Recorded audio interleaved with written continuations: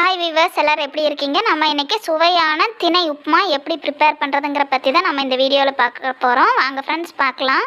அதுக்கு முன்னாடி புஜ்ஜு life style cooking சேனலை இன்னும் சப்ஸ்கிரைப் பண்ணாதவங்க சப்ஸ்கிரைப் பண்ணுங்கள். பக்கத்தடியே இருக்கிற பெல் ஐக்கானை கிளிக் பண்ணுங்கள்.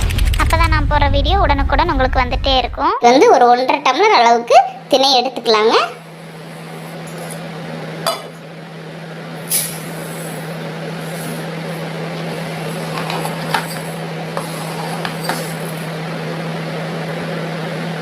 ஒன்றரை டம்ளர் எடுத்துருக்கோம். இப்போ இது ஒரு 15 மினிட்ஸ் நல்லா ஊற வச்சுக்கலாங்க.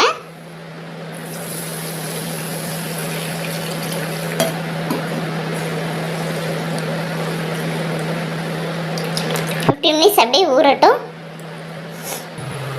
ஒரு கடாய் காய வச்சுக்கலாங்க. 2 ஸ்பூன் அளவுக்கு ஆயில் விட்டுக்கலாம்.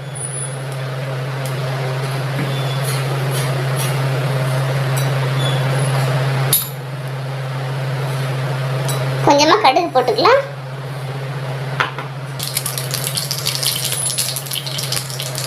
கடுகு பொருந்து உளுந்தம்பருப்பு போட்டுக்கலாங்க. கடலைப்பருப்பு கொஞ்சம் போட்டுக்கலாம்.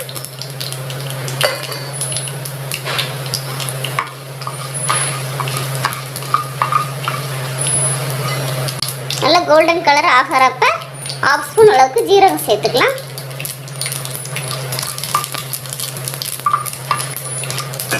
இப்போ பெரிய வெங்காயம் ஒரு வெங்காயம் பொடிசா கட் பண்ணி வச்சிருக்கேன், ஆட் பண்ணிக்கலாம்.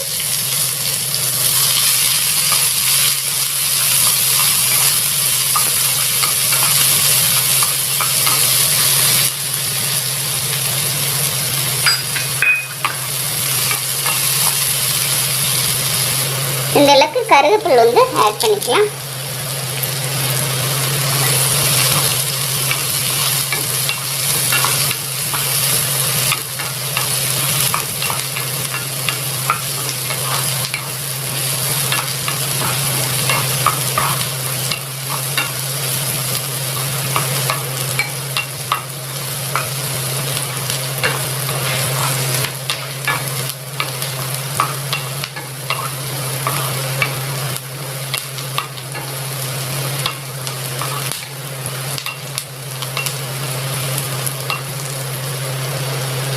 வெங்காயம் ஓரளவுக்கு வெந்துருச்சுங்க. 1/2 கப் அளவுக்கு கேரட், 2 கேரட் பொடிசா கட் பண்ணி வச்சுருக்கேன், ஆட் பண்ணிக்கலாம்.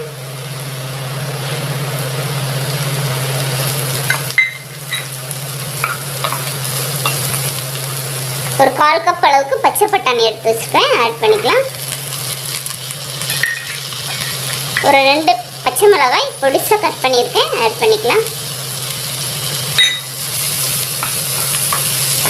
ஒரு 2 மினிட்ஸ் நல்லா வதக்கி விட்டுக்கலாங்க.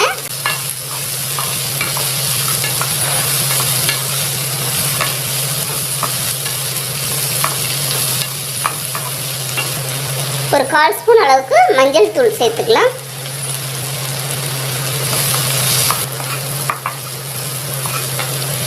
இப்போ 1.5 டம்ளர் நம்ம 1.5 டம்ளர் அளவுக்கு அரிசி போட்டோம் இல்லையா, 3 டம்ளர் அளவுக்கு தண்ணி சேர்த்துக்கணுங்க.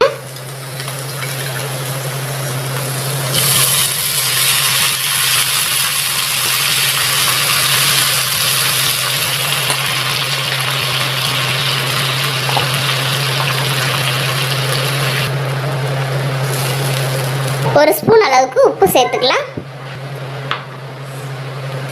இப்படி ஒரு 3 மினிட்ஸ் மட்டும் மூடி போட்டுக்கலாம். அந்த காய் நல்லா வேகட்டும். இப்போ ஓப்பன் பண்ணி பார்த்துக்கலாம். நல்லா கொதிச்சு வந்துருச்சுங்க. காயெல்லாம் நல்லா வெந்துருச்சு. இப்போ நம்ம ஊற வச்சுருந்தோம் இல்லையா அரிசி ஆட் பண்ணிக்கலாம். திணை அரிசியை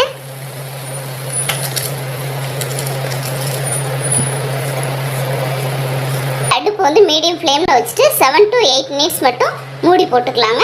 நல்லா வெந்துடும். இப்போ ஓப்பன் பண்ணி பார்த்துக்கலாம். நல்லா தண்ணிலாம் வற்றி நல்லா வெந்துருச்சுங்க. கரெக்டான ஸ்டேஜுக்கு வந்துருச்சு. இப்போ அரிசி வெந்திருக்கான்னு பார்த்துக்கலாம். அரிசிலாம் நல்லா வெந்துருச்சுங்க. இந்த டைமில் நம்ம கொஞ்சமாக கொத்தமல்லி இலை தூவி விட்டுக்கலாம். இப்போ சூப்பரான திணை உப்புமா நமக்கு ரெடி ஆயிடுச்சுங்க. அப்படியே அடுப்பு ஆஃப் பண்ணிக்கலாம். இப்போ அப்படியே சேவ் பண்ணிக்கலாங்க. நமக்கு சூப்பரான திணை உப்புமா வந்து ரெடி ஆயிடுச்சு. அரிசியாக நம்ம வந்து சாதமாக வடித்து அப்படியே நம்ம சாப்பிட மாட்டோம் மோஸ்ட்லி. இந்த மாதிரி டிஃப்ரெண்ட்டாக உப்புமா மாதிரி இந்த மாதிரி வெஜிடபிள்ஸ்லாம் போட்டு நீங்கள் வந்து செஞ்சு சாப்பிட்றப்ப நல்லா டேஸ்ட்டாகவும் இருக்கும், நல்லா ஹெல்த்தியும் கூட. இதுக்கு வந்து நான் வந்து தேங்காய் சட்னி வந்து சைட் டிஷ் வச்சுருக்கேன். நீங்கள் இந்த மாதிரி சுகர் வச்சு கூட சாப்பிட்டுக்கலாம். நீங்களும் வீட்டில் இந்த மாதிரி ட்ரை பண்ணி பாருங்கள். ட்ரை பண்ணி பார்த்துட்டு உங்களோட